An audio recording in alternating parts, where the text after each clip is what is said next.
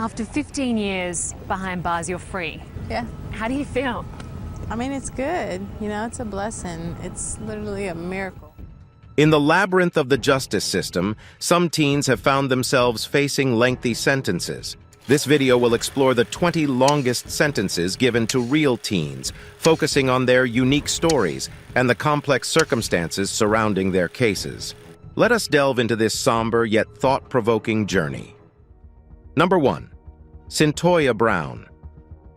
Cyntoia Brown's story is marked by a tumultuous upbringing and a bid for survival that saw her sentenced to life in prison at just 16 years old. Born in Fort Campbell, Kentucky, she was adopted at an early age by Elinette Brown.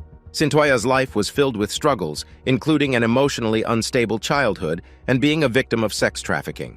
In August 2004, the teen found herself in a situation that would drastically change her life. Allegedly fearing for her life, she shot and killed a 43-year-old man named Johnny Allen, who had picked her up for sex. She argued that she believed Allen was reaching for a gun, and her actions were in self-defense. The prosecution, however, painted a different picture, presenting Cyntoia as a teenage prostitute who killed Allen to rob him. Consequently, she was tried as an adult and sentenced to life imprisonment, stirring debates about the justice system's treatment of juveniles and victims of sex trafficking. Brown's case became a cause célèbre, attracting attention from celebrities like Rihanna and Kim Kardashian West. In 2017, Brown was granted clemency by Tennessee Governor Bill Haslam after serving 15 years. Today, Brown holds a college degree and uses her experience to advocate for criminal justice reform and victims of trafficking. Number 2. Quantel Lotz. At the tender age of 14, Quantel Lotz received a sentence most adults couldn't fathom: life without the possibility of parole. Growing up in St. Louis, Missouri, Lotz had a childhood marked by abuse and neglect, often finding himself in violent environments that would shape his future in devastating ways. The fateful event unfolded on a day in 1999 when a heated argument between Lotz and his stepbrother, Michael Burton, turned deadly. Lotz stabbed Burton, tragically ending his life. The incident was a horrifying escalation of their often volatile relationship, influenced by their harsh upbringing. Although Lotz was a minor at the time of the crime, he was tried as an adult due to the severity of the crime. His sentence, life without parole, was shocking, setting a grim milestone as one of the harshest sentences ever given to a teenager. Lotz's story doesn't end there. With the help of his lawyer, and in light of evolving laws and understanding of juvenile psychology, he was able to appeal his case. The U.S. Supreme Court had ruled it unconstitutional to sentence juveniles to mandatory life without parole, and this ruling played a crucial role in Lotz's appeal. After spending nearly 2 decades behind bars, he was resentenced in 2017 and is now eligible for parole. Despite the gravity of their actions, these teens' stories serve as a profound reminder of the need for a nuanced approach in treating juvenile offenders, addressing systemic issues, and fostering rehabilitation. Number 3. Christy Cherami. Christy Cherami's life took a disastrous turn at 16 when she was implicated in the murder of her fiancé's great-aunt and subsequently sentenced to life without parole. Christy's story is an example of how youthful naivety can lead to devastating consequences. Christy, a teenager from Mississippi, was engaged to her 20-year-old boyfriend, Claude, in 1994. Claude had devised a plan to murder his great-aunt, whose ranch he expected to inherit. Although Christy didn't partake in the actual murder, she was present and even drafted a fake letter to cover up the crime. The letter's discovery led to Christy's arrest and the unraveling of the murder plot. At her trial, Christy's attorney advised her to plead guilty to second-degree murder, expecting a lenient sentence because of her age and lack of direct involvement in the murder. The strategy backfired, and Christy was sentenced to life in prison without the possibility of parole. Over the years, Christy's case garnered attention from various human rights organizations, leading to a retrial in 2010.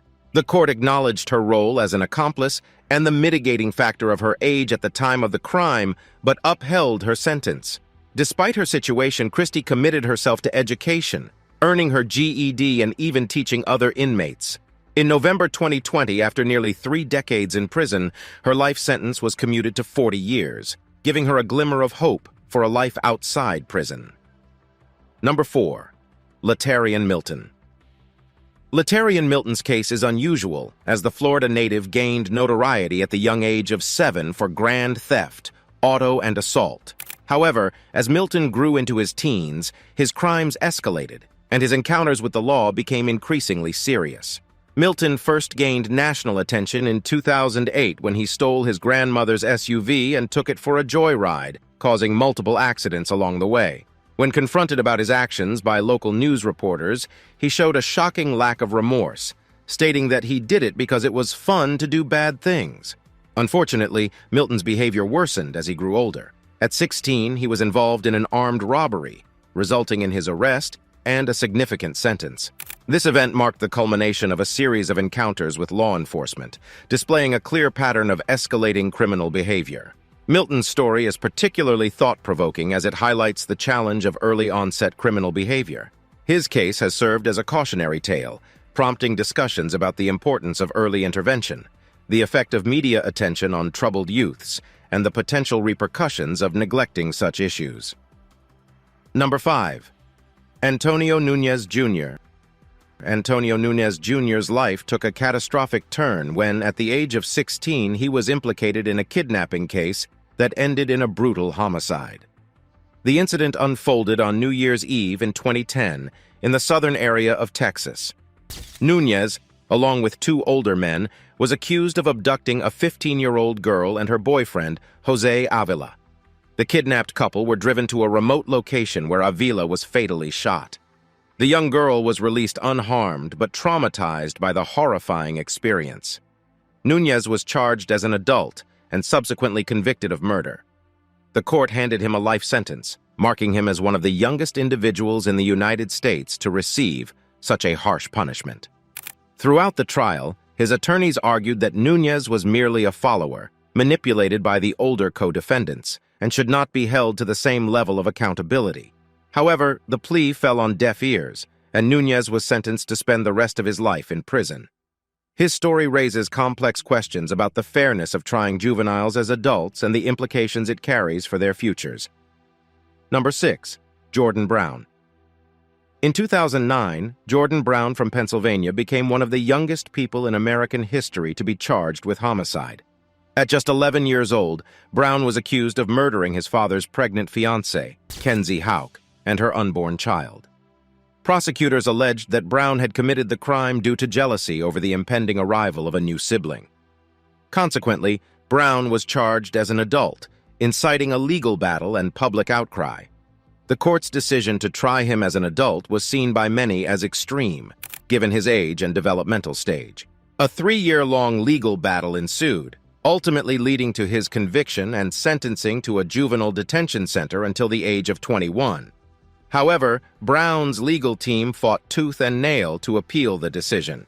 They argued that crucial evidence had been disregarded and that the investigation had been flawed.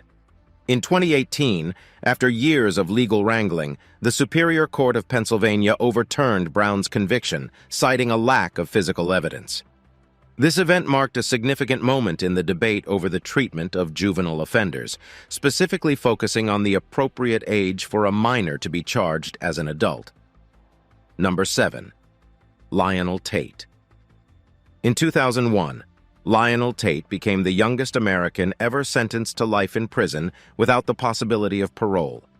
At the age of 12, Tate was convicted for the murder of Tiffany Eunick, a 6-year-old girl his mother was babysitting. The incident occurred in 1999 in Broward County, Florida, when Tate and Tiffany were left alone watching television. What transpired during this time resulted in Tiffany's death due to severe injuries. Tate claimed that they were imitating wrestling moves they had seen on TV, but the severity of Tiffany's injuries indicated a much more violent encounter. Tate's trial ignited a firestorm of controversy. Tried as an adult for first-degree murder, he was convicted and sentenced to life without parole. The case sparked widespread debate over the ethics of trying a child as an adult and sentencing them to life in prison. Eventually, the severity of Tate's punishment drew scrutiny from the international community and human rights organizations who advocated for a more compassionate approach given his age.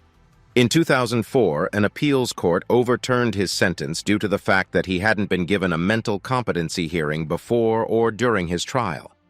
He accepted a plea deal for second-degree murder, which replaced his life sentence with a term of 1 year of house arrest, followed by 10 years of probation.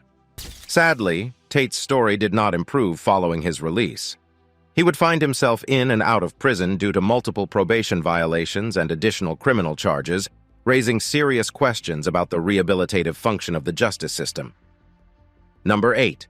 Jacob Ind. In 1992, 15-year-old Jacob Ind from Colorado was convicted for the murders of his mother and stepfather, Pamela and Kermode Jordan. The case presented a chilling narrative of alleged prolonged abuse that ended in a gruesome act of violence. Jacob and his older brother Charles endured years of emotional, physical, and sexual abuse from their parents, according to court testimony. Frustrated by the system's failure to protect them, Jacob devised a plan to murder his abusers. In December 1992, Jacob and his friend Gabriel Adams executed the horrific plan, resulting in the death of Jacob's mother and stepfather. The teenagers used a combination of knives, a baseball bat, and a gun to carry out the murders. During his trial, Jacob argued that he acted out of desperation, with the murders being his last resort for escaping the abusive situation at home. However, these pleas didn't spare him from a life sentence without the possibility of parole. His case garnered attention and sympathy, with many arguing that his circumstances highlighted the dire need for systemic changes to protect children from abuse. Over 2 decades later, in 2019, Jacob was resentenced and given the possibility of parole after 40 years, reflecting the evolving standards in the sentencing of juveniles. Number 9. Dominic Culpepper. Dominic Culpepper from Wisconsin found himself on the wrong side of the law when he was involved in a fatal shooting in 2009. At just 16, he was implicated in a robbery gone wrong that resulted in the death of a store clerk, triggering a legal battle that would mark him as a young offender with one of the lengthiest sentences. The case, featuring a juvenile offender, ignited a conversation about the justice system's approach to adolescents involved in serious crimes. Critics argue that sentencing a teenager to such a long prison term does not take into consideration the individual's potential for growth and rehabilitation. On the other hand, proponents of the sentence argue that the severity of the crime justified the length of the punishment. Number 10. Paul Gingerich. Paul Gingerich's case shook the nation in 2010 when, at just 12 years old, he became one of the youngest children in Indiana's history to be sentenced as an adult. Gingerich, alongside 15-year-old Colt Lundy, was implicated in the murder of Lundy's stepfather, Philip Danner.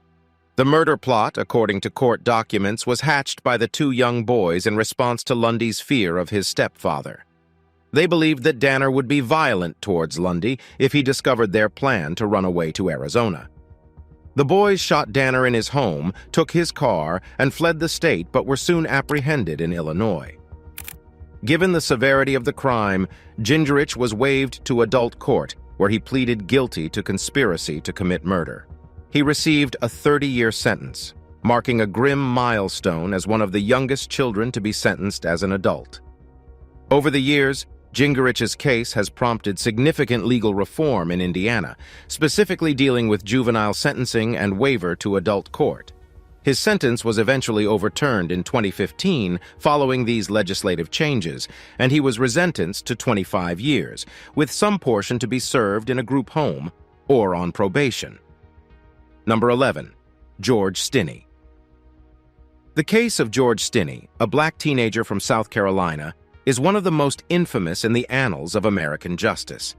In 1944, at just 14 years old, Stinney was wrongfully convicted for the murder of 2 white girls, Betty June Binnicker, aged 11, and Mary Emma Thames, aged 8. His trial and subsequent execution remain an enduring symbol of racial injustice. The girls had been found in a ditch, killed by a blow to the head. Despite the lack of physical evidence linking Stinney to the crime, local law enforcement arrested him. Under duress, Stinney allegedly confessed to the murders, a confession he later recanted. In 2014, Stinney's conviction was posthumously vacated by a South Carolina judge who ruled that he had not received a fair trial. While this ruling came 70 years too late for Stinney, it served as a form of belated justice and a historical acknowledgement of a gross miscarriage of justice. Number 12. Mason Summers. Mason Summers' case is a sobering reminder of how a teenager's life can be irrevocably altered by a moment of violence. In 2011, at the age of 16, Summers was convicted for a deadly shooting that occurred during a botched robbery in Phoenix, Arizona. Summers, alongside a few older accomplices, attempted to rob a convenience store. During the robbery, Summers shot and killed the store owner. He was subsequently arrested and charged with first-degree murder and armed robbery. Despite his age, Summers was tried as an adult, a decision that has often sparked debate regarding the ethical and legal implications of treating minors as adults in the court of law. His trial culminated with a sentence of life in prison without the possibility of parole. The case of Mason Summers underscores the debate around the appropriateness of severe sentences for juvenile offenders. Critics argue that such harsh penalties do not take into account the cognitive development of adolescents or their capacity for reform. Despite these arguments, others contend that the gravity of Summers' crimes justified his life sentence. Number 13. Andrew Golden. Andrew Golden's case is perhaps one of the most shocking in recent American history. In 1998, Golden, together with his fellow middle school student Mitchell Johnson, carried out a meticulously planned massacre at Westside Middle School in Jonesboro, Arkansas. The pair, aged 11 and 13 respectively, staged a fire drill to lure their classmates and teachers outside. Once the school was evacuated, Golden and Johnson opened fire from a nearby wooded area, killing 4 students and a teacher and wounding 10 others. Golden was released in 2007 upon turning 21, but his life post-release was marred by legal troubles.